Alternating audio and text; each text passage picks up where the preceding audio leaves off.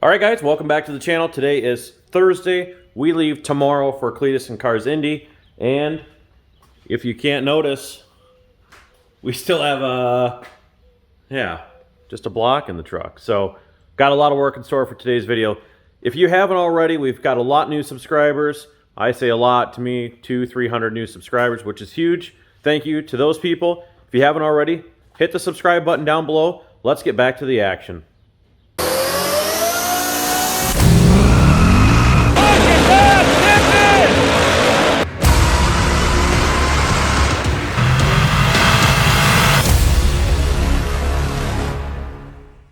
Alright, so first things first, what we're going to do today is we're going to start off by taking the radiator support off of the truck here. That way we can get that block pulled out.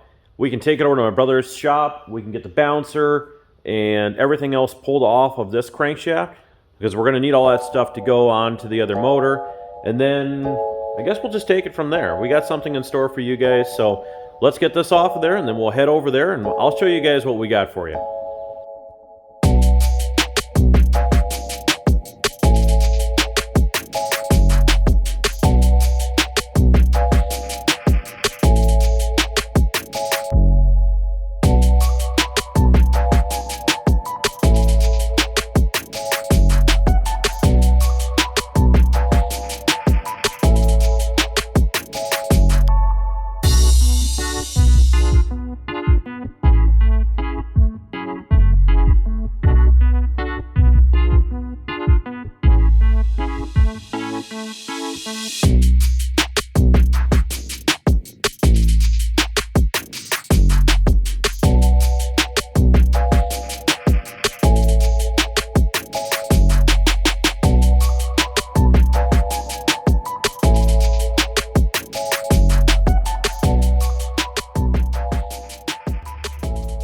So as you've seen in those last clips, we went ahead, got the motor pulled out, got all the accessories and stuff off the block here. Also went ahead and finished welding up the dry sump mount on the back, went ahead and welded in the motor mount and also on the back side here of the oil filter housing bracket. So what I'm going to do now is actually go ahead and get my truck over here, load the block up. I'll shoot this with some paint and then let's head over there and see what we got in store for Indianapolis. Alright guys, headed over to my brother's shop right now. If anybody can guess what this is, drop a comment down below. Be curious to know if anybody could guess before we get there what it is. I just went and had this cut out this morning, and it's something that will go on the motor as soon as we get to my brother's shop. So again, drop a comment down below if anybody knows. What are we doing? Digging some junk out of the shelving. Oh, here, I asked any of my viewers if they could guess on my way over here if they knew what this was. Think any of them might have a clue? Probably not.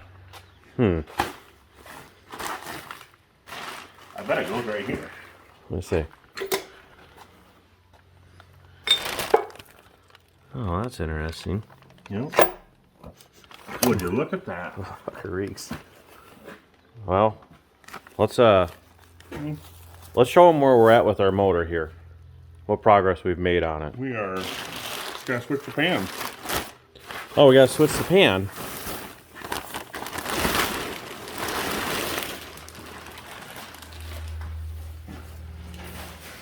Well, bombshell dropped. This is not the motor that we had in the truck. But a huge thanks to my brother. We're borrowing his motor. It is another 482 cubic inch big block Chevy, basically identical to the other one. We will be pulling off this blower though, putting my intake on, the spacer, that way everything works the way it was.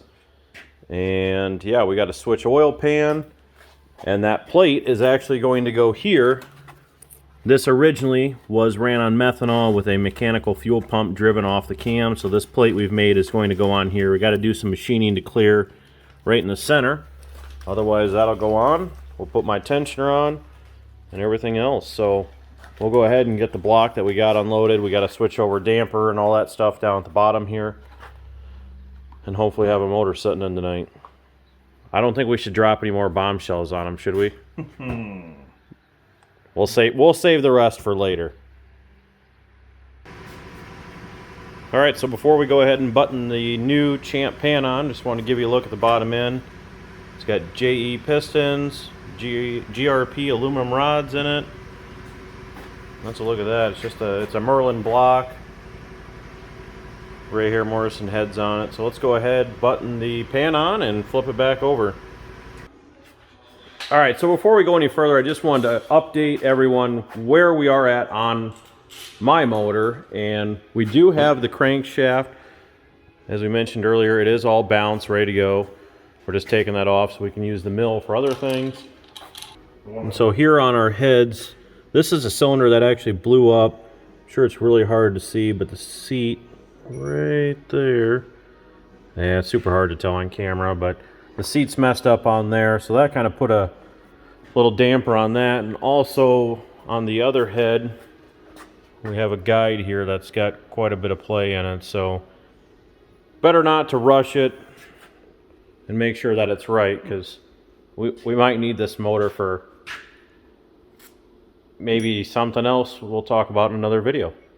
So there's an update on that motor. We've got the other motor of my brother's in the truck loaded up there. We just need to wait, and we're gonna machine this front cover that we talked about. Here I got the flex plate bolts. I'll bolt that on, then we can get the water pump, and we'll head over to my shop and start getting this thing installed.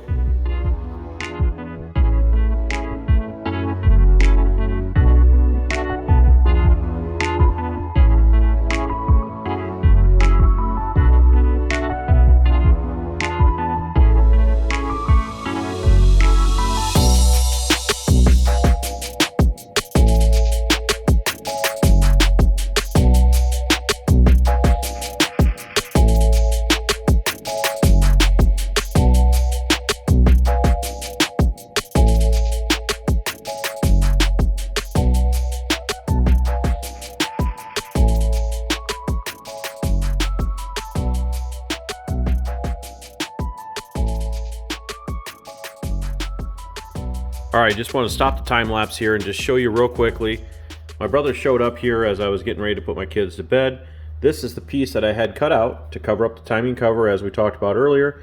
What he did was actually drill the hole in the center so he could bolt it down in a CNC machine. And on this outside perimeter here, he had to machine off there, I believe it was 41 thousandths, to get this cover to drop down into the timing cover, because there is a needle roller bearing that is in there to keep the cam from walking out. So that way that is all set back to the specifications where it should be. So we're all good to go there. Let's keep going ahead with the time lapse, get the blower on yet tonight, and also I'd like to get the radiator support and maybe dry sump and everything fitted up.